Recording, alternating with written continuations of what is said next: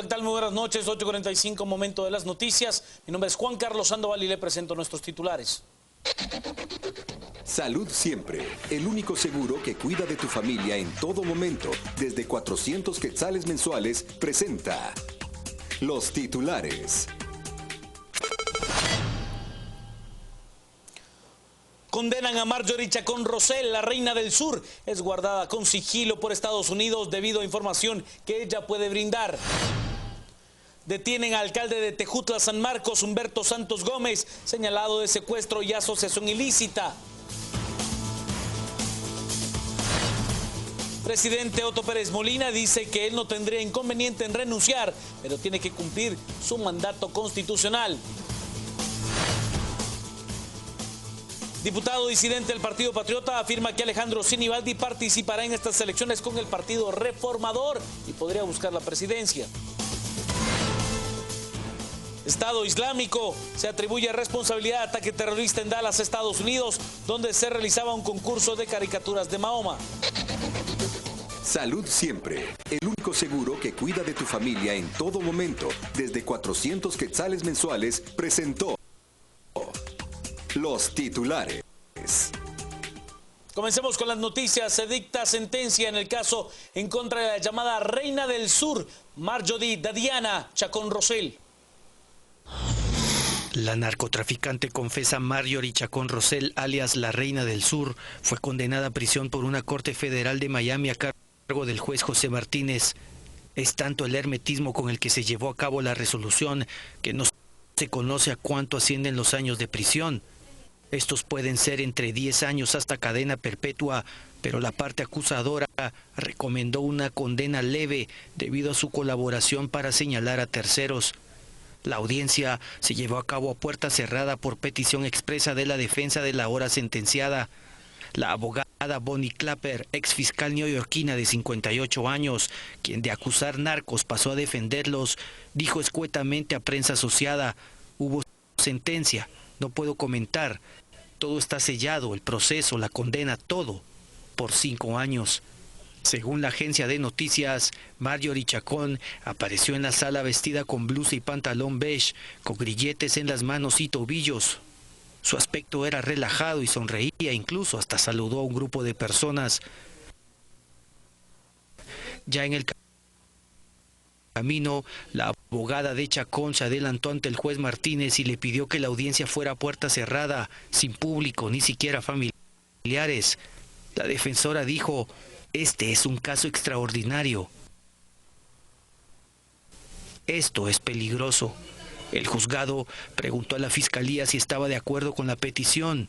Esta asintió y fue cuando la orden vino de sacar a todos de la sala. Solo quedaron los abogados, fiscales, guardias de seguridad, traductores y otros funcionarios públicos.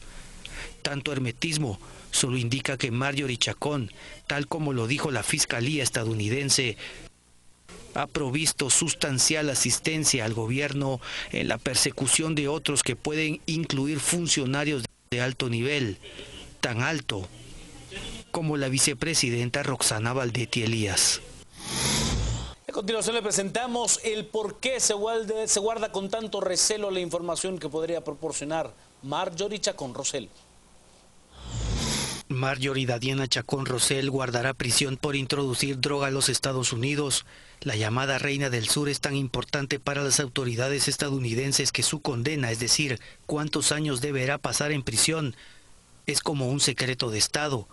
Tanto que el juez de Florida ordenó que todo quedara sellado durante 5 años. Chacón Rosell, más que la Reina del Sur, parece un kraken, es decir, un pulpo con unos tentáculos tan largos que pueden alcanzar hasta la vicepresidenta Roxana Valdetti Elías, a otros funcionarios e incluso a empresarios prominentes.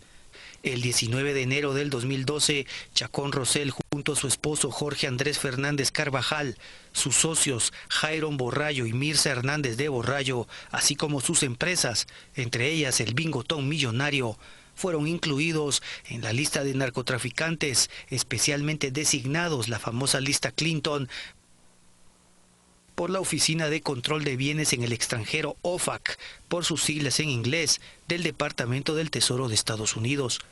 Pero Chacón tenía una carta bajo la manga, su confesión, y con esta tiene en vilo a funcionarios y empresarios que de reojo ven cómo la justicia estadounidense se les aproxima, ya sin sigilo. Se habla hasta de 40 personas a las que Estados Unidos tiene en la mira para cancelarles la visa como primer paso. Su relación con Baldetti sería supuestamente con financiamiento directamente al Partido Patriota.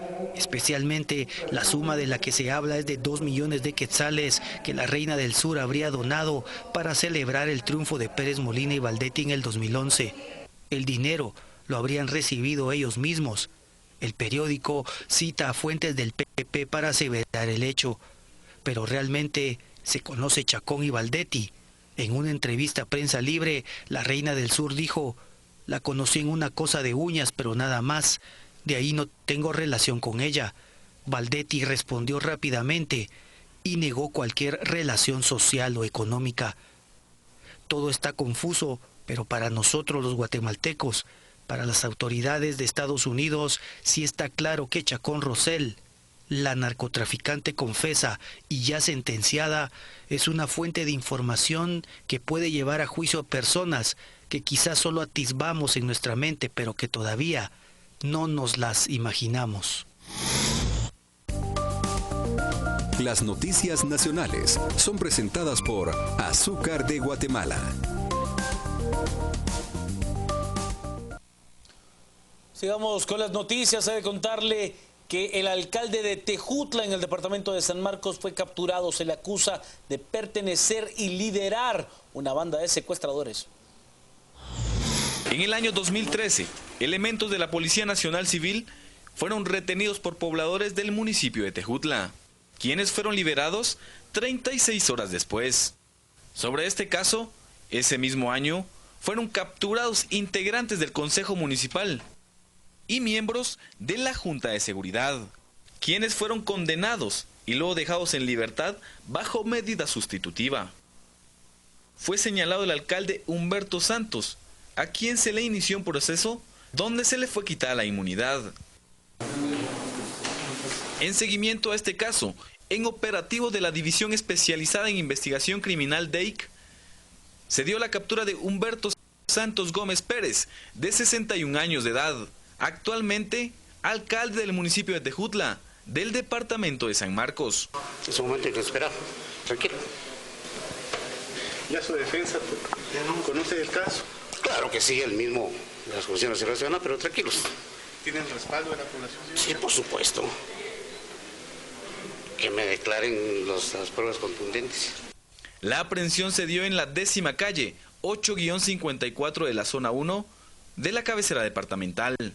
Al alcalde se les indica por el delito de plagio o secuestro y asociación de gente con portación de armas ilegales. Humberto Santos Pérez, en el año 2007 y en el año 2011, fue electo como alcalde por el partido Unidad Nacional de la Esperanza y, según se conoce, buscaría nuevamente su reelección por el mismo partido. Para Canal Antigua en San Marcos, Jenner Barrios. Tras conocerse la captura del alcalde, que además era miembro de la bancada de la Unidad Nacional de la Esperanza, me refiero a Humberto Gómez, alcalde de Tejutla, San Marcos, pues la alta dirigencia de ese partido dijo que él ya no pertenece desde hace algún tiempo a dicha agrupación política, ya que se tienen vínculos de parte del alcalde con narcotraficantes y secuestradores. No, él no es alcalde, no. Él entró por la Unidad Nacional de la Esperanza en la alianza del 2011, pero ya no pertenece a las filas del partido ni se está buscando ningún cargo de reelección. Fue de la gente que se depuró del partido, que se tenían indicios de que era un alcalde que tenía relaciones con algunas organizaciones delictivas en la región. Tema de lo que sucede en las fronteras del país, narcotráfico, estructuras de secuestro, de sicariato, y esto se hizo desde el año 2012. Las noticias nacionales fueron presentadas por Azúcar de Guatemala. Pausa, al volver más noticias, quédese con nosotros a las 8:45.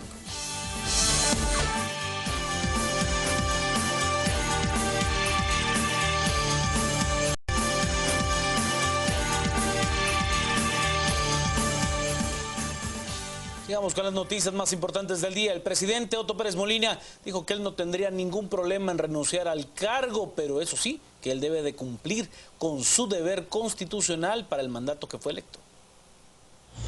Las demandas para que el presidente y la vicepresidenta renuncien crece.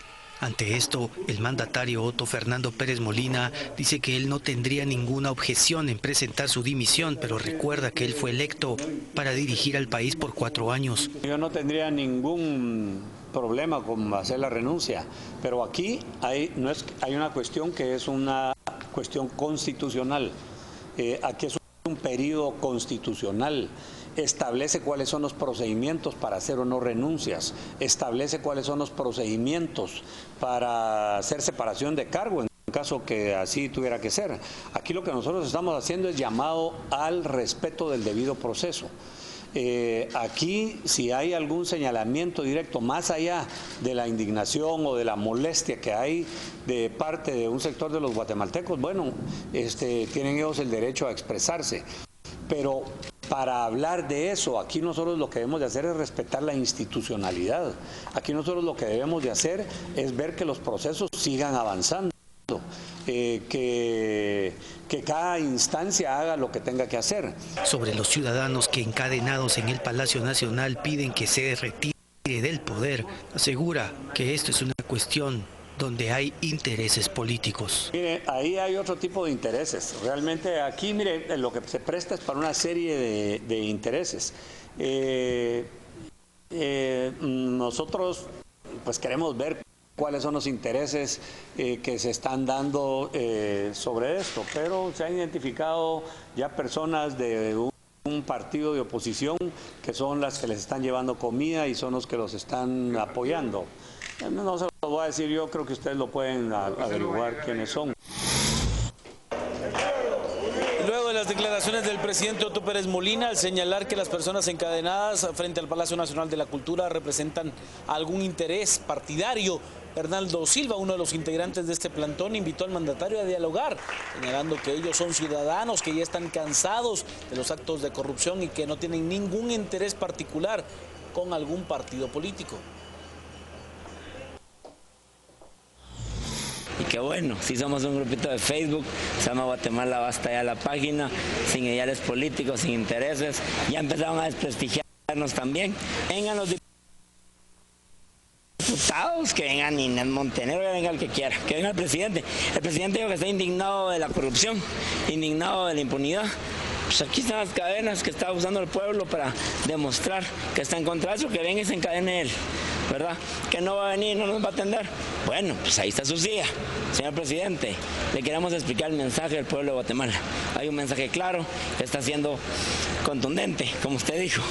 Y lo único que nosotros queremos es explicárselo, sentarnos, platicar con usted, para que usted entienda cuál es nuestro sentir como pueblo de Guatemala, para que usted sepa cómo nos duele cada vez que se roban el dinero de los impuestos que pagamos. Nosotros estamos pidiendo la renuncia de todo funcionario que esté implicado directa o indirectamente en casos de corrupción. Si tiene que venir el gabinete, que venga y aclaremos la situación de cada uno. ¿Dónde está la probidad pública de usted como gobernante? El pueblo se está manifestando y es por algo, señor presidente. Por su parte, la representante de Naciones Unidas en nuestro país ha pedido a las autoridades gubernamentales que respeten el derecho de libre expresión de los ciudadanos. Según la representante de ONU en Guatemala, Valerie Julián, las protestas masivas contra la corrupción en el gobierno y que demandan la renuncia al binomio presidencial deben de respetarse, ya que son el sentir de una población que tiene el derecho a expresarse. Las expresiones del descontento de la sociedad civil son expresiones normales que deben tener lugar. No hay ninguna razón de impedirlas, al contrario, yo diría que es muy importante que la sociedad, la ciudadanía pueda expresar su opinión, cualquier que sea el tema que nos ocupa hoy en día en Guatemala o que sea un tema de vulnerabilidad, de pobreza, es muy importante, hace parte de la expresión normal. La libertad de expresión, de hecho, que ustedes periodistas conocen también, es un tema sumamente importante. Entonces yo pienso que las manifestaciones de hoy también en Guatemala son un ejemplo de esta libertad de expresión que la gente tiene el derecho de expresar. Al menos 2 protestas se han registrado en el centro de la ciudad para pedir la renuncia del binomio presidencial y una que se realiza de forma peculiar, donde varios manifestantes se encuentran encadenados a la entrada principal del Palacio Nacional de la Cultura. Se confirma que Alejandro Sinibaldi participará políticamente en las próximas elecciones con el movimiento reformador. El diputado Edwin Martínez deja las filas del Partido Patriota y asegura que se va porque estaba en desacuerdo con las normativas del Partido Patriota. El congresista se va con Alejandro Sinibaldi, quien podría correr por la presidencia con el partido Movimiento Reformador. Además, se piensa conformar una bancada con más diputados disidentes. Sí, por supuesto, ya estamos trabajando con Alejandro Sinibaldi en el MR. Por supuesto que creemos que sí, eso está esperando mucha gente, que él manifieste que le entra con ganas y ya nosotros estamos, pues, por supuesto, dispuestos a apoyarle.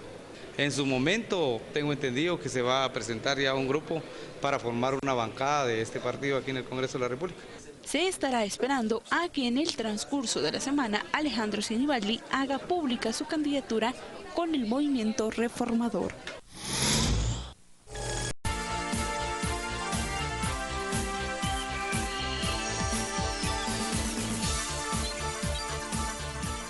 ¿Qué tal, amigos? Buenas noches, bienvenidos un martes más a las 8:45.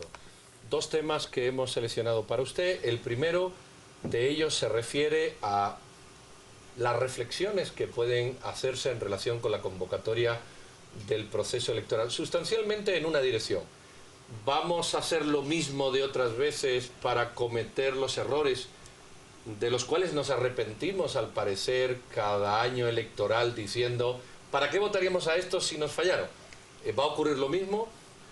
Esto se une o converge con las manifestaciones que comenzaron el 25 de abril para pedir la renuncia del presidente y la vicepresidenta, o al menos el procesamiento o la apertura de juicio para los 2 o uno de ellos, según las versiones que se vean, con el caso de la SAT y con políticos que hemos visto que un día pertenecen a un partido, al día siguiente pertenecen a otro, y pareciera que aquí el interés es absolutamente personal, no existe ideología, mucho menos ese pretendido bien común que todos anuncian que quieren conseguir cuando lleguen al poder. Y de esto se trata el debate de esta noche. ¿Se puede hacer algo para cambiar lo que se viene a mejor? ¿O vamos a cometer los mismos errores? ¿O vamos a hacer lo mismo con las probabilidades de cometer idénticos errores a como se vienen cometiendo durante los últimos procesos electorales? Si eso es así visto por los invitados. Los invitados, el doctor Luis Fernando Mar, profesor investigador de Flaso. Luis Fernando, buenas noches. Y también Franco Martínez Mon, politólogo y docente universitario. Muchísimas gracias por estar aquí. Doña Silvia, que me acompaña, a usted la primera. Muchísimas gracias.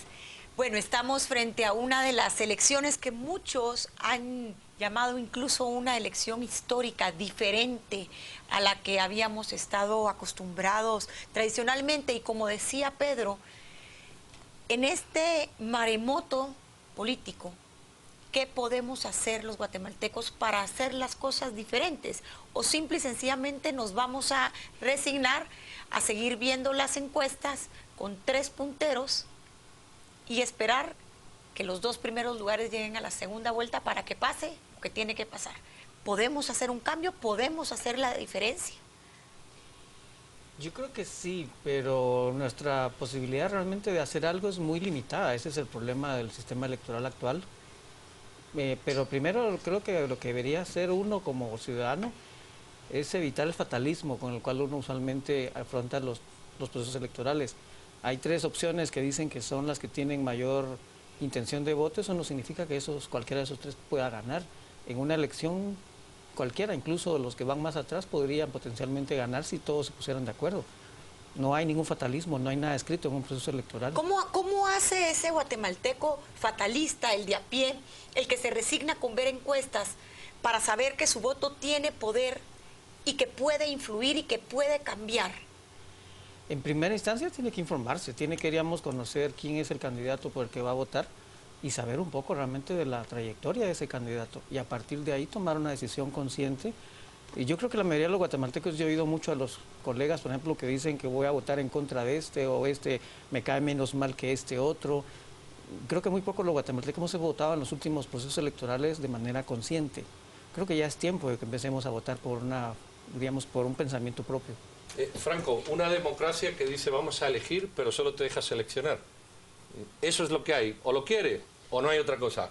El poder ciudadano que se dice mucho, pero al final está condicionado por los políticos. Y unos políticos que dicen pertenecer al Partido Patriota, a la UNE, pero que luego, de un día para otro, literalmente, ocupando cargos en un partido, pasa a otro. ¿Esos son fallas de la democracia? ¿Eso es una democracia? ¿Tenemos que cambiar el sistema para ir a una mejor democracia? ¿Qué reflexión te merece todo esto mezclado?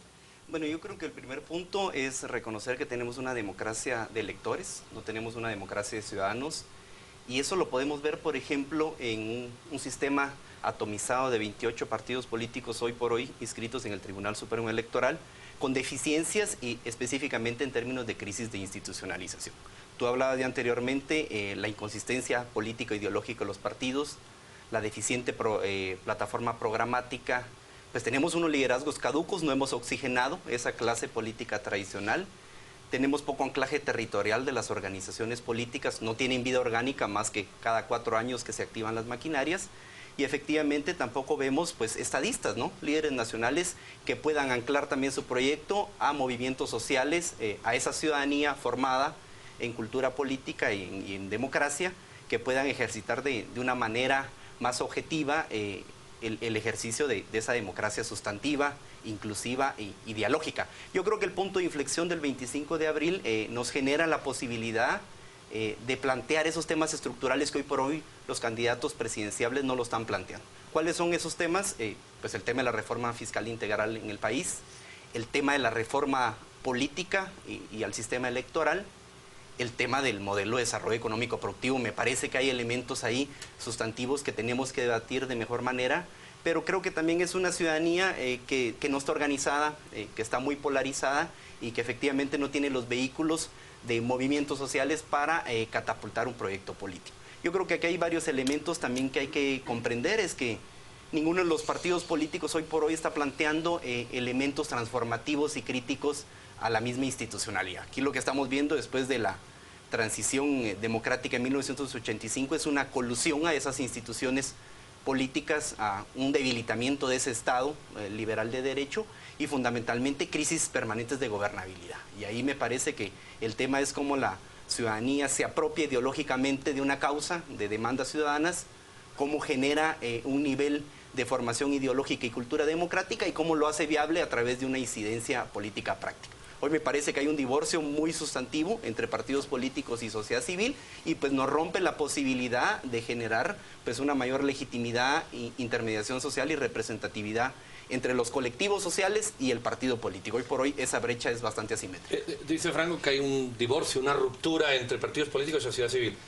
Pero uno ya los políticos dice, no, el pueblo manda, pero el pueblo es la sociedad civil. Pero al final mandan los partidos políticos, que además no son partidos políticos. Son, como ustedes han dicho, vehículos electorales.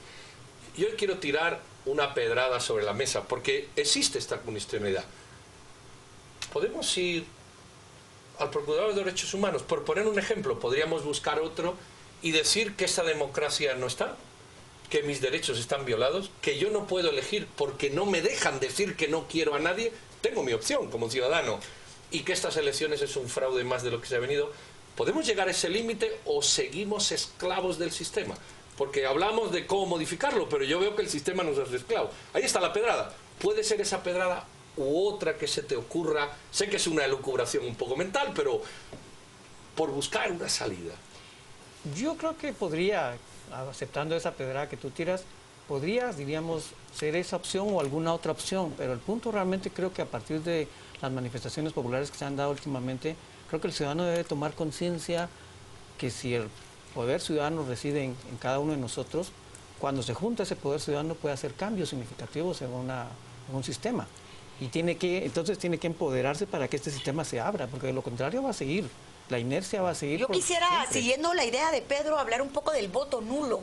Se han oído muchas voces, muchas expresiones. La más reciente que yo leía en un diario digital de una persona que decía que es un voto de dignidad, que es una señal de protesta, decir yo no voy a votar por el menos peor, me resisto, como dice Pedro, a aceptar estos candidatos. ¿Es realmente el voto nulo una opción de protesta, tomando en cuenta que en Guatemala nuestro sistema no funciona como en otros países, donde cuando existe más de 40% de votos nulos, es un voto válido y la elección se debe repetir? ¿Es realmente un voto de dignidad, un voto de rechazo al sistema? ¿O realmente no es nada? ¿Es una opción el nulo? Es una opción si la mayoría de los guatemaltecos la asumiera. Imaginemos, porque obviamente si solo son 2 o 3%, como ha sido en las últimas elecciones, no manda un mensaje claro. Si fuera un 80%, por ejemplo, de la gente que fue a votar nulo, eso mandaría un mensaje contundente, por supuesto. Por supuesto, siempre habría un ganador, que es lo que todo el mundo dice, que el voto nulo no sirve. Siempre habría un ganador, pero ese ganador llegaría Digamos tan que no vale, pero indica algo. Claro. Llegaría sin legitimidad. Completamente, ya no podrían hablar justamente esos candidatos, como tú dices, el voto popular. ¿Tú crees que eso podría ser, Luis, una salida, otra pedrada sobre la mesa, de las que estamos tirando? Decir, bueno, como el ciudadano que tú dices, o Franco apuntaba, que se aúna para buscar salida, bueno, pues tiene que buscar salida porque el sistema no le da salida. ¿Podrían ser esas? Sí, eso mandaría un mensaje tan contundente que creo que ningún sistema lo podría dejar pasar por alto. No sé, Franco. No, yo me parece que efectivamente es un mecanismo para deslegitimar un sistema que se refuncionaliza cada 4 años. Me parece que aquí el tema elemental es que los partidos políticos hoy por hoy no representan esa gama de necesidades políticas, intereses ideológicos y fundamentalmente el abordaje de esas problemáticas históricas estructurales que tiene el Estado, no el gobierno. Hay una clara distinción en los elementos estratégicos a los cuales debemos apuntar. Pero también tenemos que ver no solamente la crisis de institucionalidad de los partidos, sino también la crisis del sujeto, ¿no? En una posmodernidad. La crisis del ciudadano que tiene una ausente identidad política e ideológica, o sea, los mecanismos de la organización colectiva son bastante nulos y eso no le permite también que los movimientos sociales generen un contrapeso a esos abusos del poder de la clase política y establecer un punto de equilibrio en la democracia. En términos de sociología política es importante por cuestiones de legitimidad, digamos, efectivamente no darle un espaldarazo a ese sistema de partidos políticos altamente atomizado y altamente coludido. Aquí el tema también, por ejemplo, el financiamiento privado, ¿no? Cuanto en términos generales, bueno, ahora en la contemporaneidad, la arista del crimen organizado, fundamentalmente el narcotráfico, esa cooptación de los partidos políticos se manifiesta de mejor manera en el ámbito local, pero me parece que el ciudadano está ejercitando sus derechos cívicos y políticos al votar nulo o simplemente no asistir. Yo creo que estas manifestaciones populares pueden ser un indicador de que se puede incrementar el abstencionismo electoral. Eso manda un mensaje a la clase política, pero también manda un mensaje a la corresponsabilidad de actores. No tenemos que olvidar que el sistema de partidos políticos tiene interconexiones sistémicas también con el sector privado, con la academia, la sociedad civil, los medios medios de comunicación, y eso permite pues replantear un debate sobre qué calidad democrática tenemos, qué tipo de institucionalidad y cuáles son esos primeros cambios graduales de corte reformista que hay que hacer para avanzar a reformas más estructurales y profundas. Por ejemplo, en las elecciones de 2011, el 10.3% de los ciudadanos votaron nulo por el Parlacén. Es una cifra pues ya más representativa. No obstante, ¿ha tenido algún tipo de relevancia en que los guatemaltecos, ya un 10% estamos diciendo no al Parlacén y lo rechacemos, o simplemente se queda en una condena moral? Yo creo que en ese caso no, porque el Parlacén tampoco deberíamos hacer una institución que sea muy importante para la población. Creo que también por eso se explica el 10%. Aún así el 10% es muy bajo en una elección, todavía no es significativo. Y con respecto a eso yo sí quisiera resaltar que el voto nulo no es igual al voto al abstencionismo. El abstencionismo no manda un mensaje claro. Contrario a lo que dice Franco, el abstencionismo puede ser porque yo me enfermé, puede ser por el clima, puede ser porque estoy de viaje. Porque no pude llegar. Eso no manda un mensaje claro. En cambio, digamos que el único mensaje es el voto en blanco, o el mensaje más contundente y definido, vamos a decirlo así. Exactamente. ¿Y cómo ven ustedes dos este proceso electoral? Porque yo he hecho una descripción, pero ha sido la mía. Es decir, ven este proceso electoral como otros, ven este proceso electoral con ingredientes que lo hacen más complejo, ven este proceso electoral incluso con ingredientes que lo hacen explosivo. No sé, hay muchas variables, yo he puesto algunas, pero ustedes tienen una. Si ustedes tuvieran que hacer un... Bueno, como escriben los dos, así en media cuartilla, en 300 palabras, este proceso electoral comparado con los otros, ¿es algo distinto? ¿Hay algo que destacar? Franco y Luis. Yo veo algunos elementos perversos. Obviamente estamos hablando de un incremento de campañas electorales de casi 905 millones de quetzales, cuando sabemos que el techo máximo para gastos de campaña, según el Tribunal Supremo Electoral, es de 58 millones. O sea, vemos un despilfarro, digamos, en mucha demagogia, en mucho discurso sin contenido, en no ver variaciones entre programas de gobierno. Y por hoy tenemos ausentes líneas programáticas para abordar la cosa pública. Y fundamentalmente yo sí veo, digamos, un elemento que puede ser detonante de agudización de la violencia política electoral. Y es, por ejemplo, las cuestiones relativas a los conflictos socioambientales. Hay muchos elementos que pueden fusionarse para generar un caldo de cultivo violento en algunos territorios que tienen, digamos, una vinculación directa a problemáticas sociales irresueltas. Por ejemplo, el tema de la propiedad, uso y tenencia de la tierra, todo el tema del modelo, digamos, de industria extractiva, el nivel también de descontento ciudadano. Vemos niveles muy altos de una corrupción sistémica galopante que genera, digamos, un nivel de violencia en los ciudadanos. Y fundamentalmente vemos móviles como el transfugismo. Hoy vemos, por ejemplo, un partido líder con 62 diputados al Congreso de la República. Ya eso te permite ver una mayoría, una correlación de fuerzas diferente en el Congreso de la República. Cómo esto va a tener incidencia en una agenda legislativa priorizada.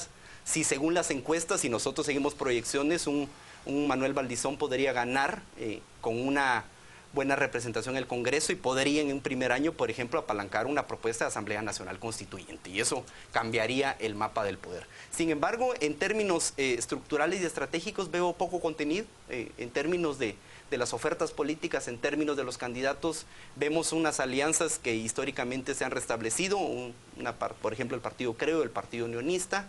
Vemos una posible alianza, por ejemplo, también entre el partido, por ejemplo, Todos, el partido, digamos, con Alejandro Sinibaldi, etcétera. Entonces yo no veo elementos relevantes que se puedan poner sobre la mesa más allá de un financiamiento privado poco controlado por el Tribunal Supremo Electoral. Sí veo una criminalización muy fuerte por parte del narcotráfico en este proceso electoral. Habrá que esperar cuáles van a ser las conclusiones de este informe que presentará CICIG sobre financiamiento de los partidos políticos. Esto puede abonar ya una crisis más alta después, digamos, sobre el caso de la línea en la SAT, y que puede generar pues un descontento que puede apuntar hacia abstencionismo electoral o efectivamente hacia un voto nulo. O sea, estamos hablando de un panorama absolutamente cambiante. Nada está escrito. Uno de nuestros oyentes pregunta qué pasaría si en septiembre obtenemos 51% de los votos nulos. ¿Qué pasaría? Bueno, oficialmente no pasaría nada porque automáticamente la ley los va a desechar y va a crearse la otra categoría que es votos válidos. Entonces sobre ese 100% se va a elegir el que tenga mayoría o el que tenga más votos, o los dos que tengan más votos van a pasar a la segunda vuelta. Pero 51% ya es un mensaje contundente, significa que la mitad de la población fue a votar y no estaba conforme con ningún candidato. Ese es el punto central. Yo creo que si lo llevamos al extremo vemos el absurdo. Un solo voto de un ciudadano, solo uno, puede elegir a un presidente. Sí, claro. Ignorando lo que digan los demás, aunque los demás voten en blanco. O sea que estamos en un modelo que en el extremo es absurdo. Pero bueno, eso es lo que estamos discutiendo. A mí le quisiera preguntar, en el mensaje del señor Valdizón, al igual que en el de otros, pero en el señor Valdizón se vio una cosa que mezcló. Y que yo critico la mezcla, porque la mezcla te lleva a la duda. No es lo mismo una Asamblea Nacional Constituyente para cambiar la Constitución que una consulta popular. Vamos, es como un huevo y una castaña, como dice el refrán. ¿Cómo explicarían ustedes las dos cosas, las ventajas y los inconvenientes, o los peligros y no peligros de una y otra? Porque yo creo que tienen un análisis muy interesante. Y él dijo, voy a ir a una consulta popular, y luego agregó más adelante, voy a hacer una Asamblea Nacional Constituyente, y las cosas son muy distintas.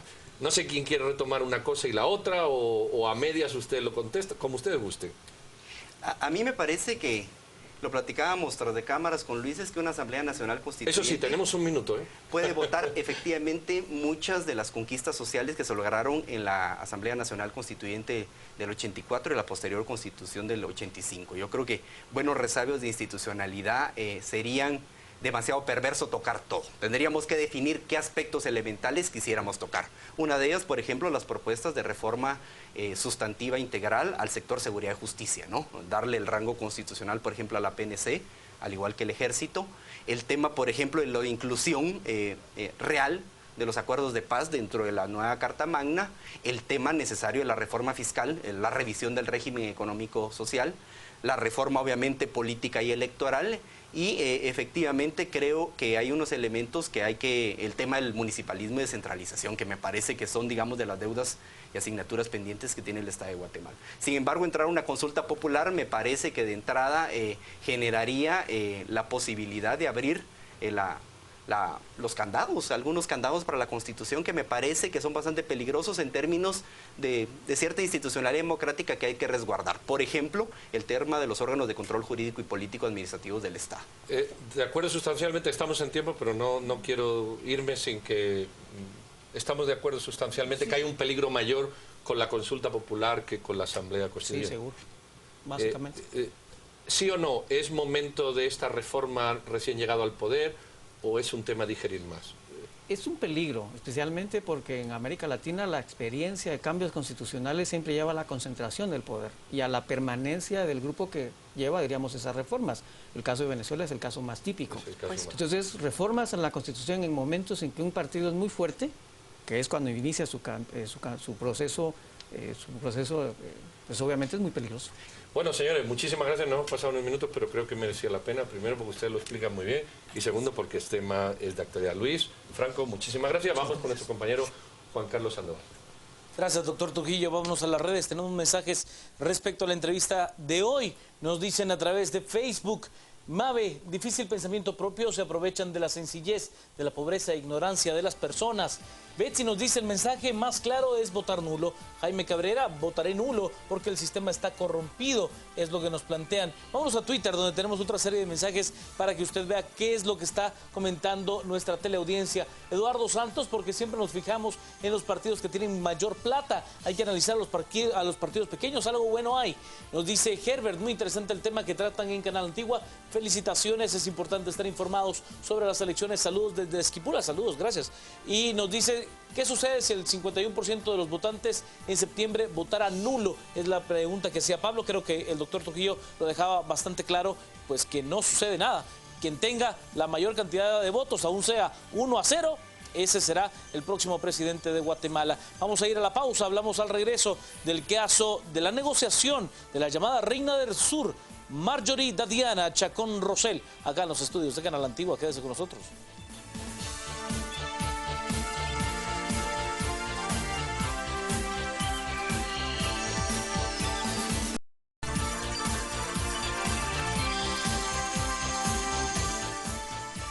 De regreso, como ustedes saben, y si no saben se lo vamos a contar, hoy una corte federal de Miami, bajo estricto hermetismo, ha condenado a 12 años de prisión a una nacional que había sido acusada de narcotráfico y lavado de dinero y se había entregado o había colaborado con las autoridades norteamericanas. Nos referimos a la señora Marjorie Chacón Rosell. Y de este tema queremos hablar enfocándolo de distintas perspectivas.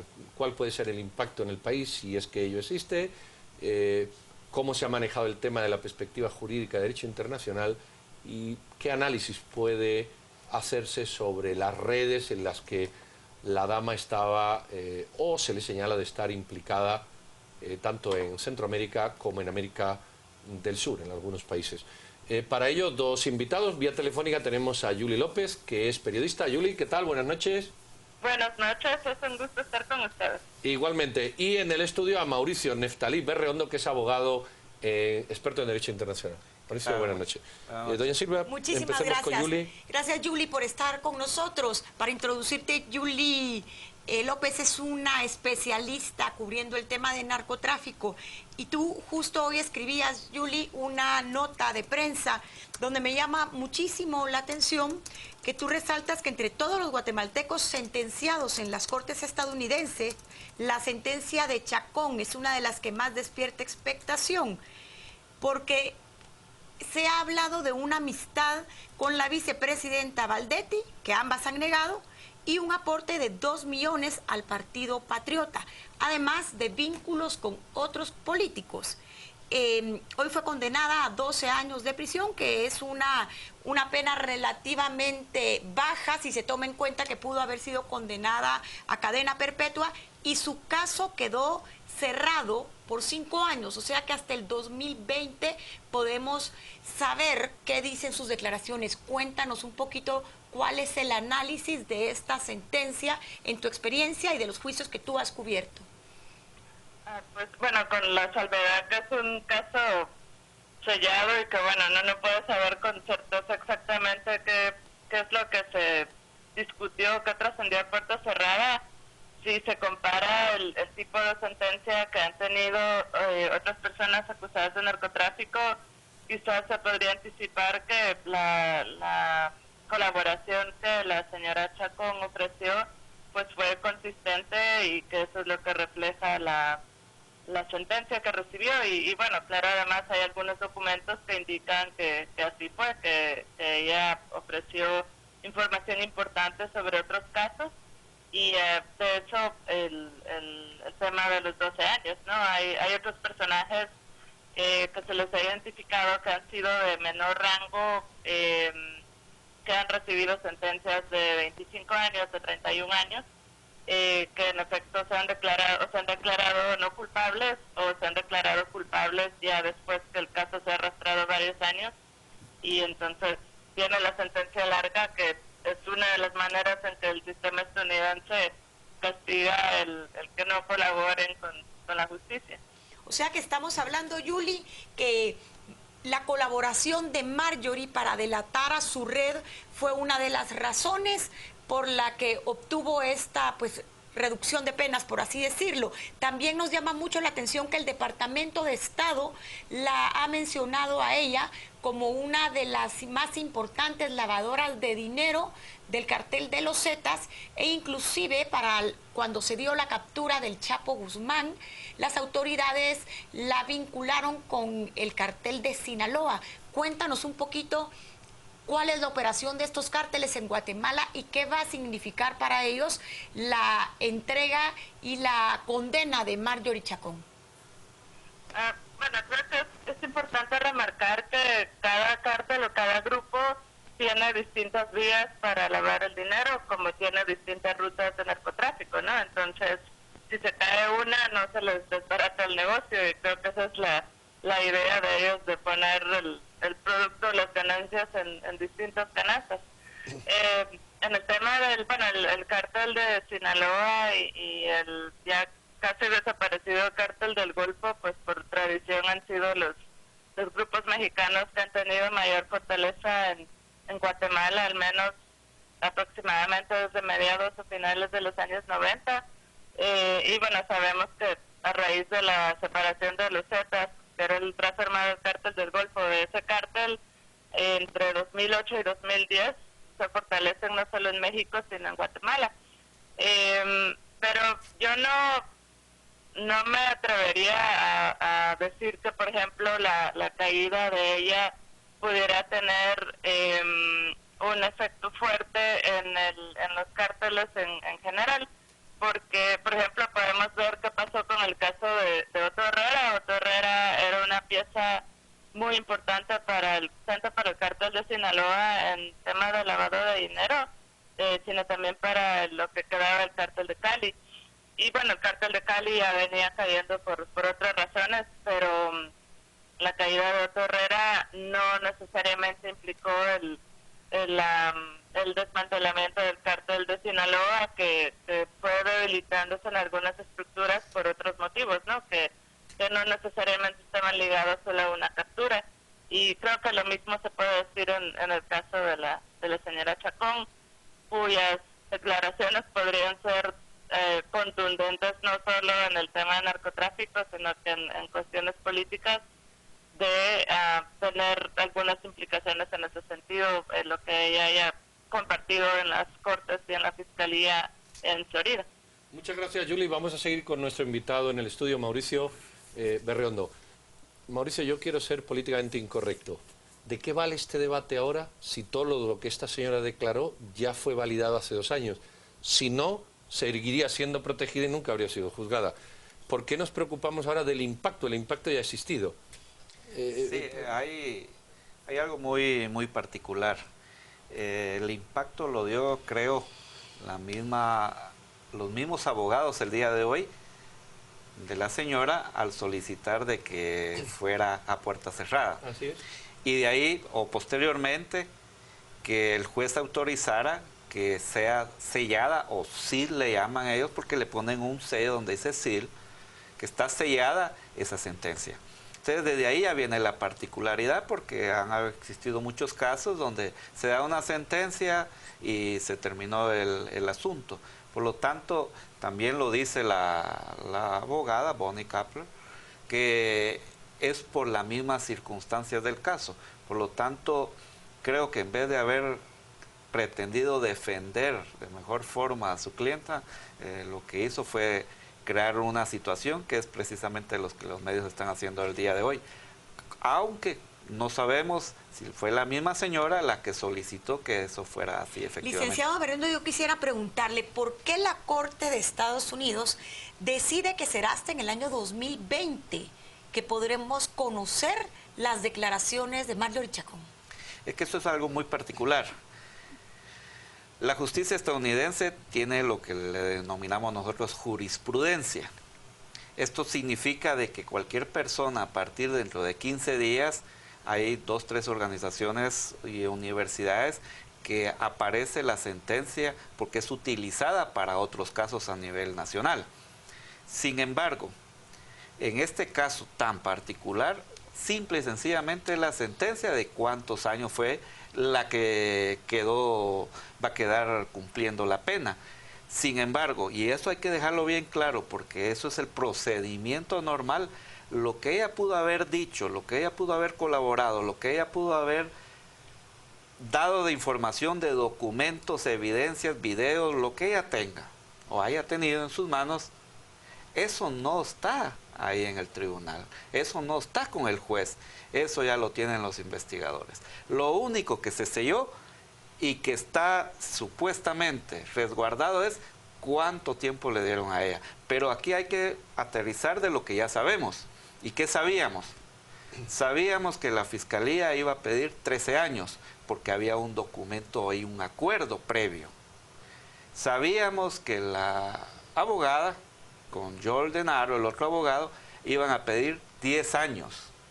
Eso ya lo sabemos porque hay un rango, hay una pauta de 10 a 15 años que se podía pedir.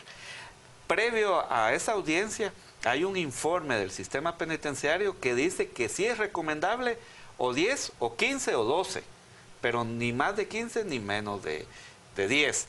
Por lo tanto, si ya sabíamos eso, el juez lo único que le optó fue decir, bueno, ni usted ni yo, y le dio los 12 años porque lamentablemente para la señora se filtró a la prensa, porque no sacaron a todos.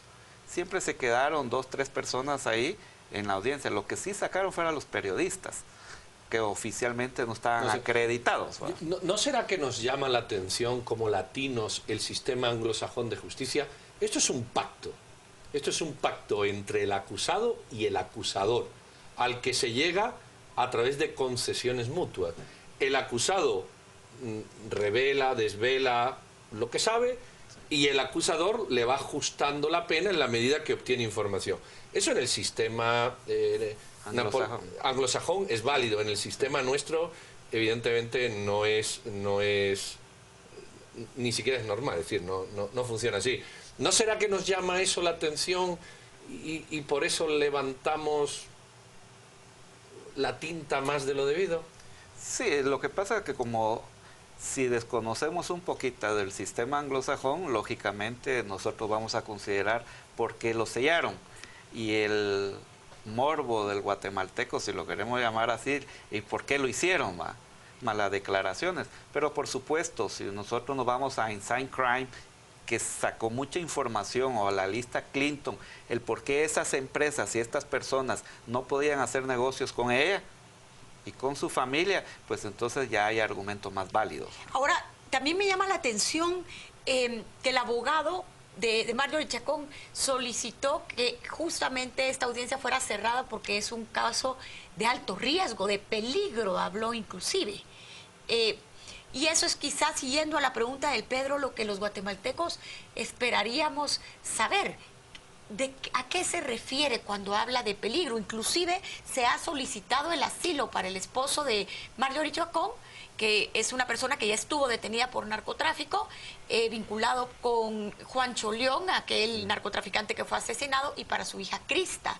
O sea, 2 personas que estaban incluidas en una lista negra, hoy día están solicitando asilo en Estados Unidos, porque temen por su vida en Guatemala, e inclusive se están acogiendo a una enmienda que hay, según entiendo, que es sobre la tortura, una petición diciendo que Guatemala es un país muy peligroso para regresar. ¿Cuál es el peligro al final? Que eso es lo que nos llama la atención a los guatemaltecos, que se esconde en este caso. Hay algo bien particular. En los casos de narcotráfico, lavado de dinero, Estados Unidos, a nivel de los que lleva a Estados Unidos de todo el mundo, porque no solo de Guatemala, ni de Centroamérica, ni de Latinoamérica, de todo el mundo, a un alto porcentaje, entiéndase, un 60%, les otorgan el asilo posteriormente a su condena. Es algo y es un protocolo normal por la información que puedan proporcionar. Por lo tanto, no debemos de extrañarnos de esa situación. Ahora bien, que nosotros como guatemaltecos consideramos que puede haber un impacto, por supuesto que puede haber un impacto, pero va a ser un impacto ni para usted ni para mí, sino para aquellos que estuvieron a su alrededor, y hay que analizar también que previo a que ella estuviera detenida, ya había salido en la lista Clinton, con parte de su familia. Por lo tanto, aquí jamás se le juzgó por nada. Aquí ella no tuvo absolutamente nada. Se habla inclusive de que estuvo desde el 2012 como colaboradora, bueno, o sea, como espía, por así decirlo, colaborando con Estados Unidos. Eso significa que durante 2 años estuvo operando en Guatemala, y me imagino que es esta red, justo la que hoy día estará temblando. Pensemos, si es cierto eso, visualicemos entonces cuántas reuniones tuvo, con quiénes tuvo esas reuniones y qué pudo haber grabado. Ahora, ¿qué puedes dar de información? O sea, esas colaboraciones se dan en todo el mundo. No, y yo creo que cuando llegan a juicio la colaboración ya ha terminado. No tiene sentido una condena y exista información pendiente. Evidentemente es una negociación absurda. ¿Todavía cabe la apelación por parte de ella? Y la consecuente reducción de condenas si en una instancia lo hace, que es otro paso. Hay algo pero muy básico en esto. Allá, cuando se llega a un acuerdo, se firma un documento por todas las partes, que es el que se le presenta al juez. Ese documento, en el 99.9% de los casos, dice que queda prohibido que ninguna de las partes pueda apelar. Ahora bien, lo que sí yo, por el poco conocimiento que tengo en el derecho penal internacional o en el derecho penal de Estados Unidos, es que la propia Fiscalía en los próximos 2-3 meses va a pedir otra reducción. ¿Cuál es la reducción? El máximo es de un 50%. El juez le puede dar un 30, un 20 o hasta un 50. Yo vaticiné aquí que no cumple más de 6 años por los antecedentes que ha habido con otras personas, y es el acuerdo al que se ha llegado. Yo la apoyo con eso. Licenciado, yo quisiera preguntarle, ella ya se declaró culpable, sin embargo, su declaración inminentemente va a perjudicar a terceras personas. ¿Cuánto tiempo tardará en que se haga efectivo y que los Estados Unidos investigue a estas personas? Más o menos, ¿cuánto es el tiempo? En el caso Portillo vimos que fue 5 años. En este caso, ¿cuánto puede más o menos durar una investigación hasta estas terceras personas, políticos, empresarios, narcotraficantes y quienes estén involucrados en su red? Es que lo que hay que preguntarse es si realmente es cierto que ella venía desde el 2012. Hay que analizar entonces en los últimos 2 años a quienes han extraditado. Hubo hace poco, lamentablemente, yo lo digo porque la justicia no debe ser así, a una persona estaba detenida, los fiscales del Ministerio Público, eso fue la semana pasada, se negaron a presentar pruebas, por lo tanto, el juzgado de alto impacto en el nivel 14 del organismo judicial dijo, bueno, queda usted libre porque no hay pruebas, pero lamentablemente fue capturado nuevamente. Bueno, lo cierto es que todos estos nombres, estén capturados o no, sí están en una pared de cualquier servicio antidroga de Estados Unidos y en algún momento van a ir tachando con un lapicero aquellos que estuvieron implicados en eso. Así que todos los que estuvieron implicados tiemblen, los que todavía queden por temblar. Neftalí Berriondo, muchísimas gracias, Mauricio, por estar aquí. Julie, muchísimas gracias por su comunicación vía telefónica. Y nos despedimos, pero no sin antes dejar a nuestro compañero Juan Carlos para que haga una mención de los Twitter más interesantes o más significativos. Tengan feliz noche, pero no se vayan, que está Juan Carlos. Gracias, doctor Trujillo. Nos vamos a Twitter, donde tenemos una serie de mensajes. Luis Alfonso Sosa, por la información confidencial, por los que están implicados, nos dice Aurora González, porque hay gente muy importante implicada. Los gringos saben muy bien que si se destapa el tamal nos quedamos sin clase política y ellos necesitan títeres, es lo que nos plantean también. ¿Y por qué nada ha de haber dicho? Todo es puro show. ¿Sabe qué? Ese será el tema del cual estaremos platicando esta noche a las 10 p.m. Utilizaremos el hashtag Sentencia Chacón. Sentencia Chacón será nuestro hashtag de la noche para que usted comience a interactuar con nosotros. Sentencia Chacón. Hablamos acerca de este acuerdo que ha tenido la narcotraficante confesa y lavadora de dinero Marjorie Dadiana Chacón Rosell. Los analistas de esta noche, Felipe Chicola y Hugo Novales, quédese con nosotros. Estamos en Noticieros de Canal Antigua.